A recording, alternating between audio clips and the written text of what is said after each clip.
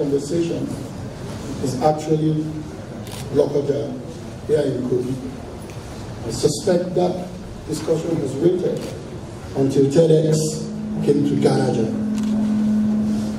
And so you might ask yourself the question, what's the connection between boundaries or a boundary and being boundless? And it really is a very tenuous but apparent connection. And there's no better place to talk about that than here in Kogi. And Kogi being my state, of course, but beyond that, being the mini Nigeria. Unlike many other states, whether country states or subnational states in the world, Kogi shares boundaries with at least 10 other subpotentates. So there are 10 states, including the federal capital, that Kogi shares a boundary with. Essentially, Kogi is the heart of a nation. And so that's the best place to talk about boundaries. But the question for us is, where are those boundaries and what do they do to us? And so I have a map of Nigeria here. And that is Nigeria in the midst of other nations.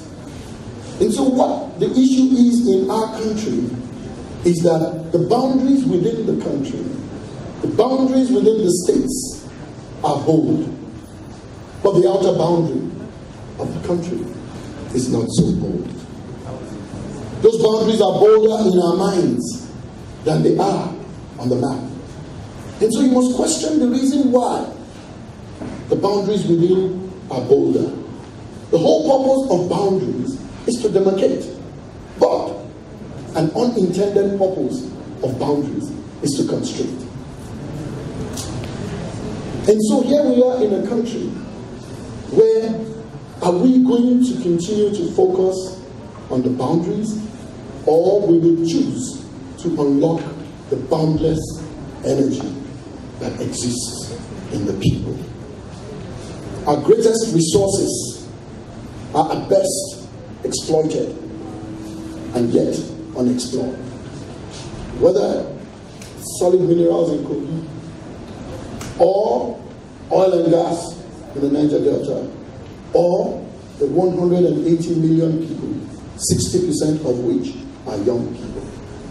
At best, what we feel is an exploitation, not an exploration. And so the vast majority of the minerals in Kogi remain unexplored. What we export in oil is only but a fraction of our proven reserve. And the maximization of the energy, the creativity, and the innovation of our young people is at best a failing grade. But the boundaries exist. The boundaries in our heart with respect to our ethnicity, boundaries in our heart with respect to race, boundaries in our heart with respect to gender, the boundaries in our heart with respect to religion. And you know what?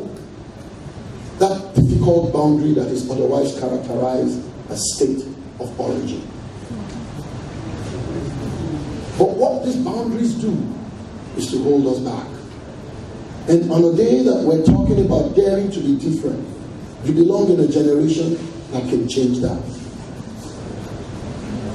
Principles that exist in our law to promote our boundless energy, to promote synergy, have been corrupted.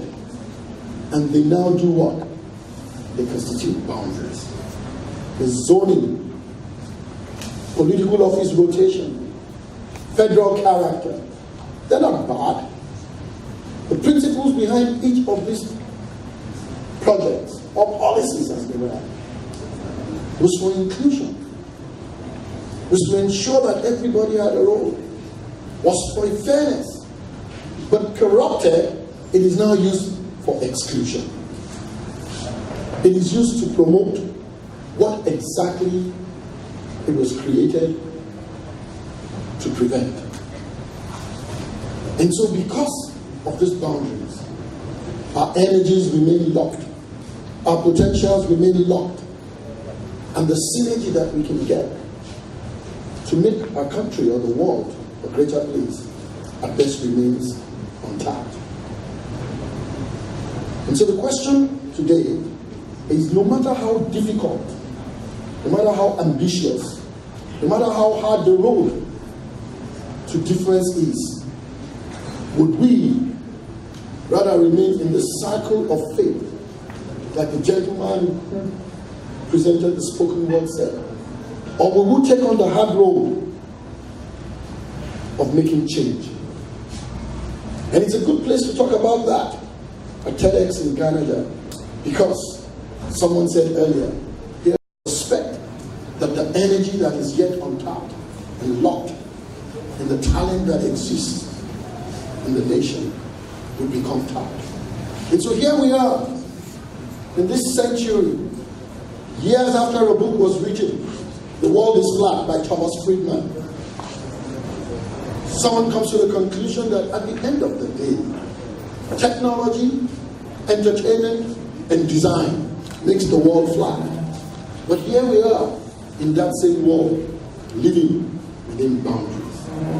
And what do those boundaries do to us? On the inside, they divide us. But the thin outer boundaries on the outside, they expose us. And so whether it is foreigners as headsmen, a foreign movement otherwise known as Boko Haram, or the loss of territory in Bakassi, it is all because the outer boundaries are thin, but the inner boundaries are bold. Reversing that is the future of the land. Reversing that is the promise of our potential. It exists. There's no question about it. And so I'll leave you with one word. Would you rather be different? Or would you rather focus on differences? My personal story is one of difference, but no differences. I went to a federal government college, a fantastic policy of the government of the day. Because I'm old, at the time I went, there were only 19 states. It was the rule that in each of those schools, there were people from each state, bussed from their different states, brought by train, whatever the case may be. Each of these schools was a melting pot of the Nigerian community. Many years after I went to secondary school, I enlisted, as it was mandatory then and it is now, in the National Youth Corps. And so what it was then was that people from different parts of the country came together, in cities and in villages. And if you take a drive across the country, you would see classrooms, schools, statues, roundabouts built by people who came from a different part of the country as a monument for their time when they were there. That was the energy and the synergy, the boundless possibility that exists in the people when their focus is uniform, when they're different but with no difference. We don't need to reinvent the wheel. Those things existed in this same nation. Maybe a generation has lost it, but there's a generation that can recapture it. The question is, do you belong to that generation? You won't always be young. It doesn't matter if you feel that way. Someday, you will wake up and you'll be old like me. And you cannot even begin to imagine how many families exist in this country that were created because boy and girl met during youth corps service. I remember there used to be a prize then for two people who met during youth corps and came from different parts of the country but chose to get married and spend the rest of their lives together. Those who are as old as me here will remember that. Have we lost all of that? And if the answer is yes, do we really need to lose that? And so I ask of you today, what would you focus on?